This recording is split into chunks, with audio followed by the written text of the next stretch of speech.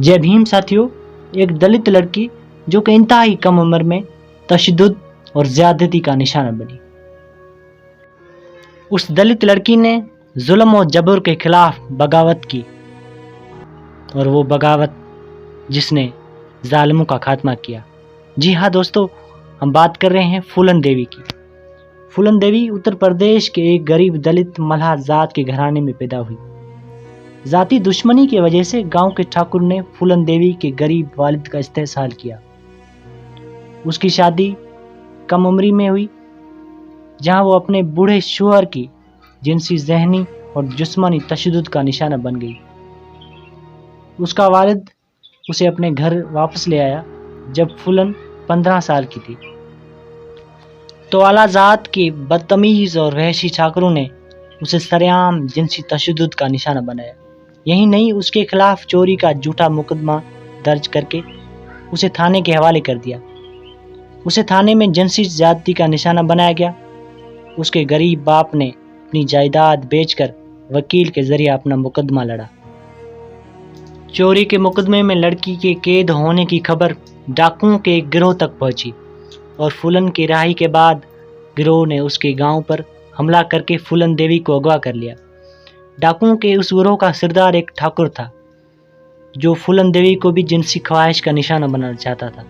लेकिन खुशकिस्मती से उस गिरोह में आधे से ज़्यादा डाकू दलित मल्हार थे, जिन्होंने अपनी ही जात की लड़की को ठाकुर के पास जाने की इजाज़त नहीं दी। और फूलन देवी पे ठाकुरों और दलित मल्हार डाकुओं के दरमियान लड़ाई बराखर उस वक्त ख़त्म हुई जब विक्रम मल्हार ने ठाकुर डाकू को गोलियों से मार डाला। वो वहशी ठाकुर बाबू गजर सिंह उस वक्त फूलन के साथ जिनसी ज्यादती की कोशिश कर रहा था, जब विक्रम ने राइफल से उसका काम तमाम कर दिया। उस वाक़े के बाद ठाकुर डाकू भी ख़त्म हो गई और कुछ फरार हो गई। विक्रम मल्हार ने फूलन देवी से एक मंदिर में शादी कर दी।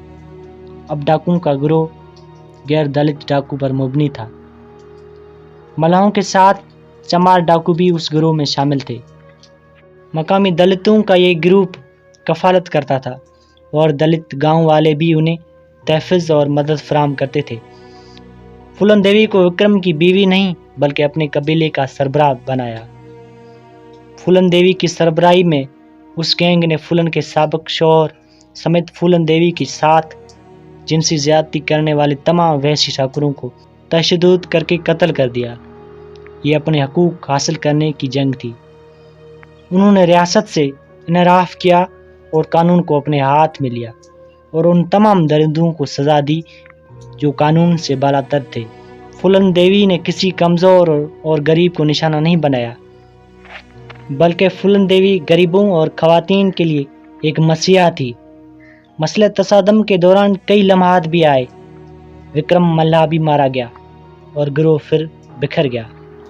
फूलन देवी को एक बार फिर ज़्यादती का निशाना बनाया गया और उनके साथ दोबारा ज़्यादती की गई, लेकिन उसने अपनी जिदोजहद जारी रखी, तमाम अपने साथियों को दोबारा मुंज़म किया और खुद डाकुओं की सरदार बनी।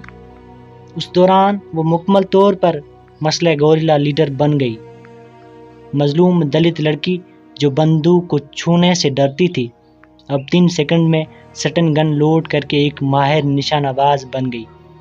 आखिरकार भारतीय हुकूमत ने सख्त तस्लीम की और फूलन देवी के सामने घुटने टेक दिए, और फूलन देवी ने मसले जदोजहद छोड़कर कानूनी जदोजहद का रास्ता इख्तियार किया।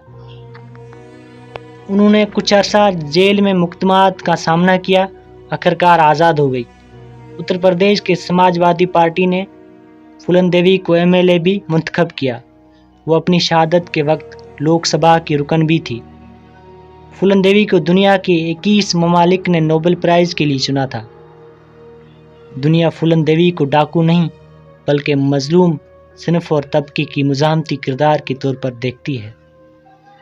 वो मजलूमों और गरीबों की मसीहा थी। फूलन देवी को 25 जुलाई 2001 में शहीद किया गया, और फूलन देवी पे एक फिल्म भी बनाई गई है जिसका नाम है पंडित कॉइन, और उस फिल्म की लिंक आपको डिस्क्रिप्शन में मिल जाएगी।